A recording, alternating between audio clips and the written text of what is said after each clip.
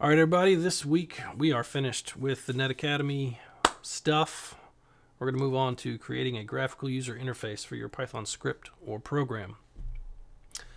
This is probably going to be a long video. I hope it's not too boring, but it is what it is. So we're going to focus on Tkinter or Kinter or however you say it. I don't know. I'm not sure if I've ever actually heard anybody say it. But it is spelled Tkinter. So I called it Tkinter for a long time. Maybe it's just Kinter, silent T. I don't know. There are several GUI libraries that you can use. PyQt is a popular one. Kivy is another popular one. But I have only used Kinter, and I find it does what I need it to do. It doesn't look the best. I think you could probably, if you use one of the other libraries, it may look a little smoother or more modern, but Tkinter serves its purpose. All right, so with Tkinter, we import it a little bit differently than we're used to importing other libraries. For Tkinter, you do from Tkinter import all. This doesn't really import everything, but this is how you get all the main components into your GUI. To create your base layer or your base window for your GUI, you can name it whatever you want, but I always call mine root, so I know what it is. Root equals capital T lowercase k. That creates the window. To keep your window active, you do root.mainLoop, and this usually goes towards the bottom of your program so that everything in here stays alive and active. It just keeps the window up without closing. If we run this, we see that we get a little box. This is the beginning of our GUI right here. You can move it and swirl it, and you see that it also comes with minimize, maximize, and close. It's already built in there for you, and it works.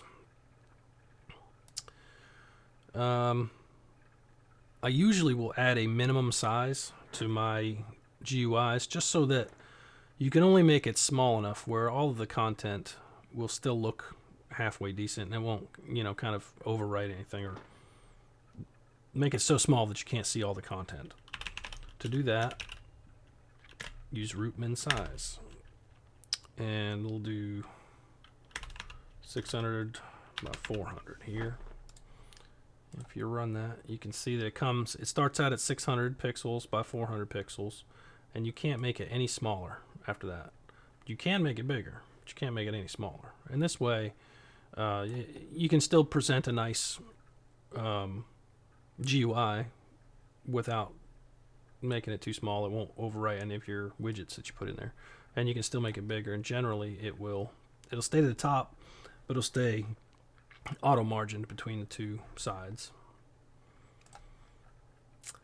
Let's add some stuff in here. Let's do a top and a bottom frame.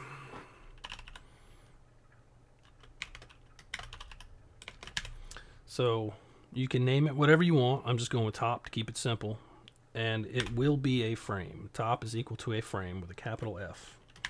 That frame will be within the root, and we will make it 200 and let's do 600. Keep the width, so it'll be half the width, half the height, and the same width. And let's color the background just so we can see what's going on. Now if I run this right now, you won't see anything. With Tkinter, you have to actually tell it how to put it in, how to display it. There's a couple of different ways, pack and grid. Pack is the easiest, just kind of packs it in there. So let's do that. Top.pack. That's it. Now if we run it, we'll see that we have a 200 high by 600 wide green top layer, and it moves in auto margins right in the middle.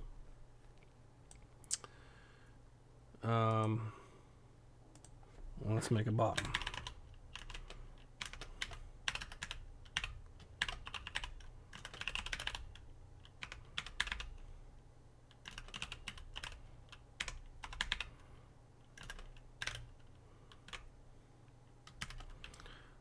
Let's do, I don't know, purple.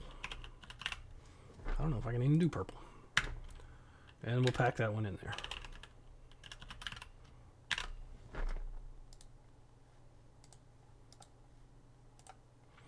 There we go. We have our green and purple boxes, top and the bottom, for our GUI. Now let's say I wanted to put these side by side. That becomes a problem when you're using pack. You can do a few things to make that different. All right, let's make some boxes. I'm gonna make a left frame, and we're gonna put this in the top frame. So frame within a frame, box within a box. And we'll make it the same height, 200 pixels, and 200 pixels wide. And just so we can kind of see what's going on here. If I pack this, I'm packing it, oops, left pack. I'm packing this into the top frame.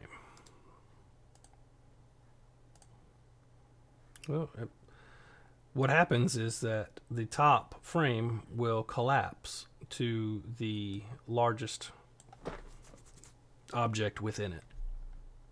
I don't know why it does that. I don't like it. It irritates me.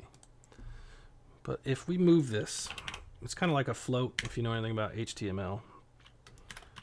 But if we just move this to the left, let's see what happens. Nothing.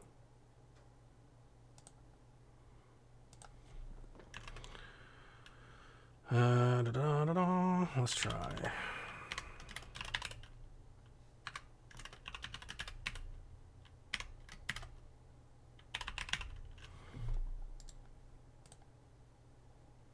Those did anything.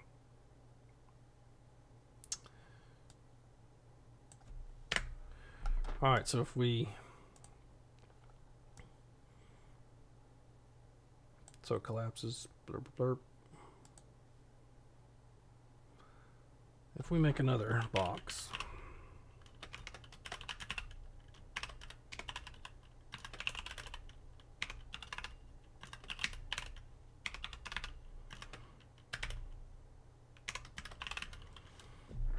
and we pack another box in there, what happens? Okay, so it does pack it side by side because it can't go any further. I think that's because this side left is in here. Let's check. Yep. So it doesn't seem to do anything when it's by itself, but when you start adding other frames in here, let's put a right side on here.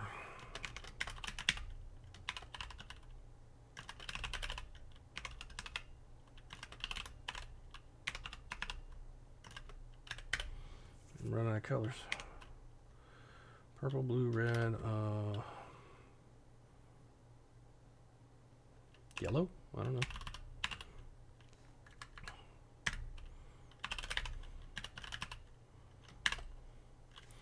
So just packing everything in. So just packing it in there will stack everything on top of itself. And it looks like our green has kind of gone away. If we do this, should work.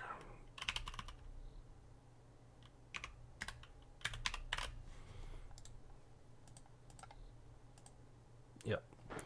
So we got to remind the top to fill both X and Y axis with itself instead of collapsing onto just the elements in here.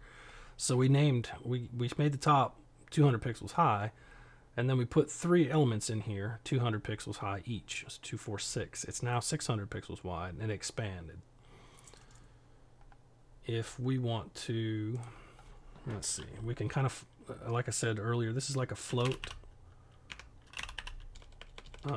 if you know what that is from HTML. This will tell it to pack it to the far left side. So you can see that the blue one has been packed to the far left side, but these two are still just packed in there. And if we pack the right one to the right side, oh wow, it's still messed up because this middle one is all weird. So I bet you we can probably do this. But to the left, one to the right.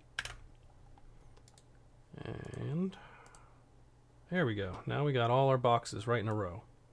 There's an easier way to do that.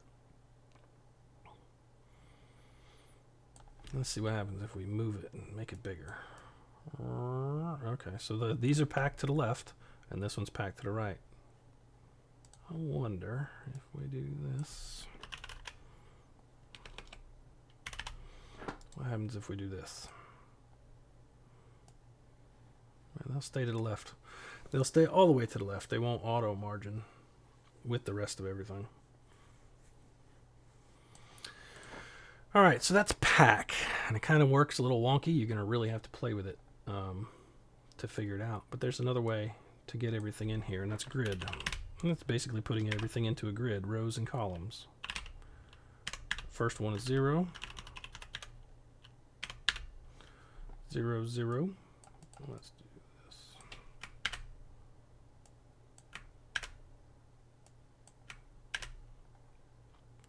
So row 1, column 0, row 2, column 0. No, is that right? No, we want them all to be in the same row, different columns. There. Let's see what happens when we move this. Kind of the same thing, but it is still a little easier.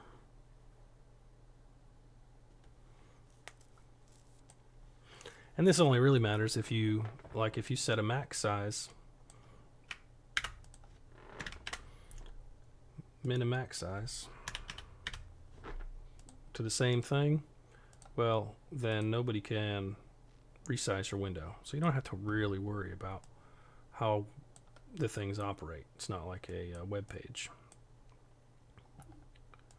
But that is pack and grid. And just in the event that you want to keep your stuff centered, like we've got this, kind of got this going on. Well, if you don't want to put a max size on it, we got this weirdness going on. We don't like that, right? We'll just take out this fill both, just leave it packed, and that will auto margin so that they can expand the window and your boxes stay in the right place. All right, now let's get rid of these boxes. Let's get rid of the left, middle, and right, and we'll start adding a few things. Let's add, first thing you need, well, it comes with, you know, the minimize, maximize, and the close buttons, but I always like to include a close button on my programs. It just looks nicer, it's easier to do.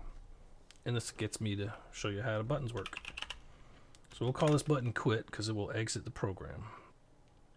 It is a button. And we will put it on the bottom frame. On the button, it will say quit. So that's your text field, whatever you want to see on there. Here you can make the font. You can set the font size if you want to. And we'll pack that.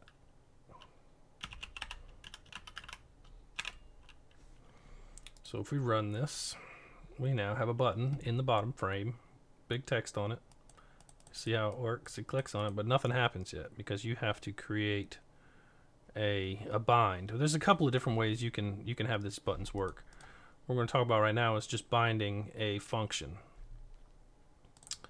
So after you pack it, you want to bind a function. Quit.bind. And this function will activate when you hit button 1, which is the left mouse button. You have to do that just this way. You have to add these little carets in here. That's the way Python recognizes it. And when you click that button, we'll call a function called close. You don't have to put the parentheses in here. Before we do anything, let's go up here and define the close function. This close function will commence, so it's waiting for an event, which is the clicking of button 1. And when the button's clicked, we will just exit. So we bound the function close, which exits, to the left mouse button when the left mouse button clicks on this quit button. We'll see if it works. Click it, and it closes. You can see it finished with the exit code 0. It's all good.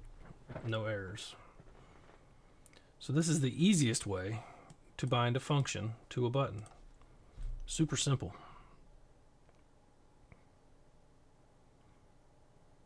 What else have we got? Let's, when you want to display text, use a label. This is just for, so the user can see information on there. And these can be updated and used for lots of different things. Labels are probably the most common thing that you're going to use in your GUI. We'll put this one in the top, and we will give it some text. And let's put a couple of labels in here. Just kind of see what happens. Now every time I use Tkinter, I learn something new about how things are displayed. So it turns out that things happen that I'm not ready for. You'll have to play with it too to see how it all works. Oh, I didn't pack any of that in there, did I? Label 1 pack. Let's see how this displays.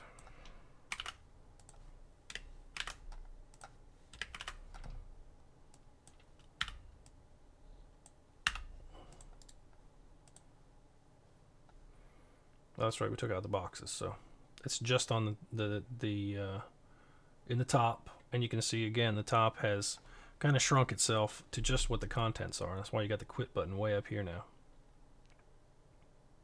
I guess the bottom did that too, and I didn't notice in the last when we were messing with it, but the quit button has taken up, is in the bottom frame, which is supposed to be purple, but it's not. And we can fix that by, I think, doing the fill both. And let's see if that works. If it doesn't, maybe we need to expand it. Well, so it'll fill the X and Y, but only the X and Y as high as the button goes. I'm not sure why it'll do the X as long as big as the window is, but only go as big as the quit button. So if we do expand equals true, maybe that'll fix it. I don't know. Yep. Okay. So we have a minimum size of 6x4. And if we do this with the top, let's see.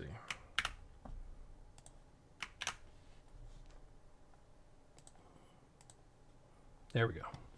Got our colors back, and they're the same size. You can see everything sticks right to the center in the top, unless you specify otherwise. Now we got our quit and our labels.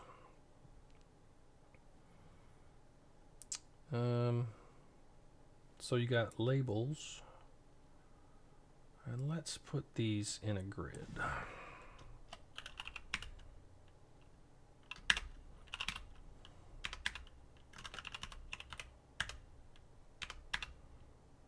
Row column 0.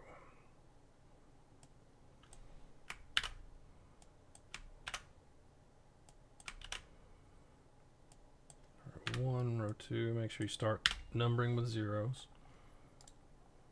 And I'll run that. So now it's going to stick it way over here. But I did this so that I can then, we can compare labels and entries.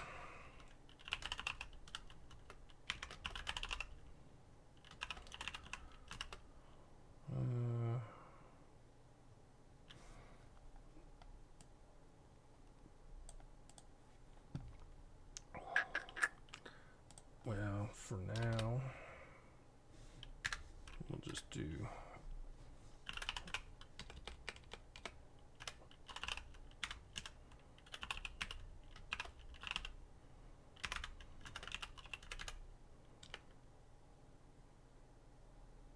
COLUMN.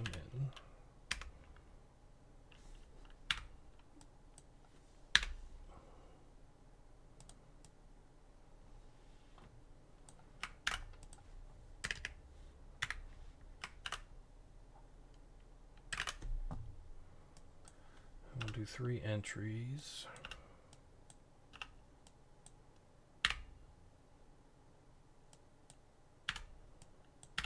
So this should put an entry right next to each one of the labels. And by default, you see that these are sunken in. You can tell they're a little brighter white. This is used to what you're used to seeing. And these are what the user can type information into. They have a tab focused already on there. So I'm tabbing through. I haven't set the tab focus to do anything, but it goes to each one of the things that you can click on. You see the quit is now highlighted. It does that automatically for you. So here's where the user can enter information.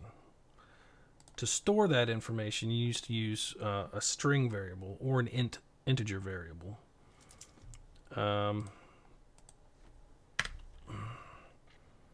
E1, that's a string bar, and E2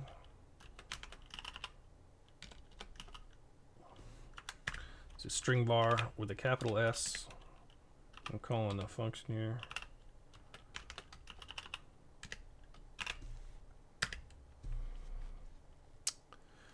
All right, to use these string variables, you can put them in here.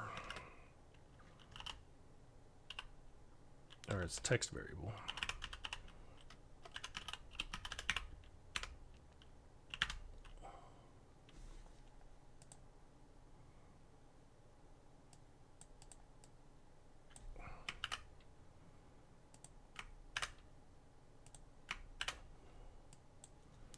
E2 and E3. So now each one of the entries has their own text variable. To save the information, these we use little methods. They're set and get. If we wanted to set the text for the string variable, we would simply do e1.set and tell it what we want it to say.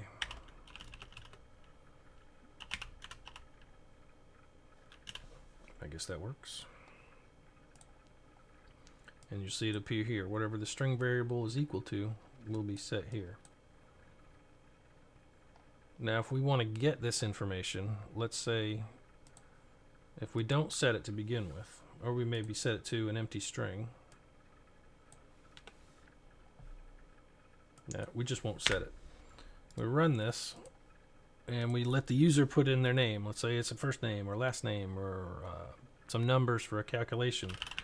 Whatever that text may be, we need to get that out so that we can perform a function on it. Usually that's what you're doing with these GUIs, with your program. So to do that, you know, right now the user can type stuff in, but we're not pulling it out. And it will likely have to be tied to a button. So let's put another button in here. We'll call it get button. Get button. And it's going to be button. We're going to put it on the bottom. And the text will be get. And we can use the same font. You don't have to specify a font, but just say it looks similar. Get button.pack. And we'll bind a function to it.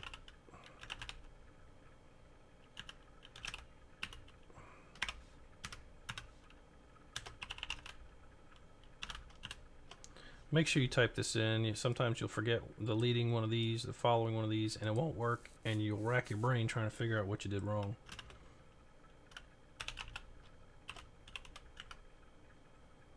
We'll call it the get func. Get funky.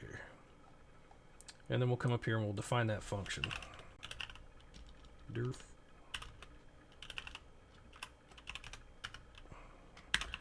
It will be triggered by an event. We're passing it an event. And let's see. N will be equal to e1.get. It's going to get whatever that e1 variable is right now. It's going to reach out and get that. And just so you can see it, we're going to print it in the console. So let's cross our fingers. Come in here. Right, whatever. Click get, and it's printed right there. So we have been able to take that information that the user put in to the GUI and bring it into there. So we can do whatever we want to this, whether it's a number, letter, whatever. That's how you get the variables to perform your functions. And that is set and get. I hope that was clear enough. All right, one last note about everything we've been talking about, I suppose. You want things to look uniform, be uniform, and in order to do that, let's say like these labels right here, they don't match the background. And if this background was normal, they probably would, but you can customize this any way you want. If we remove the green,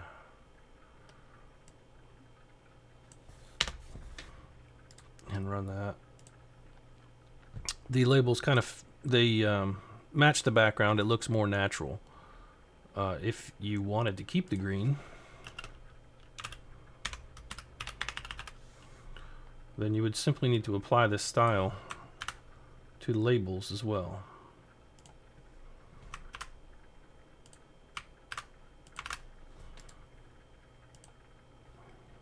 And now it looks more natural. Like I said, you can customize this any way you want. Use your imagination.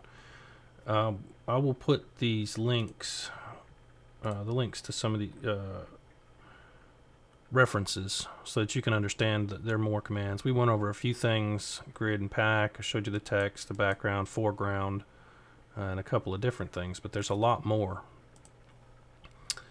This first one is at tutorials point, and this is a tutorial for Python, but when you get down to the GUI programming, it talks about Tkinter, and it has all the different things that you can put in your frame.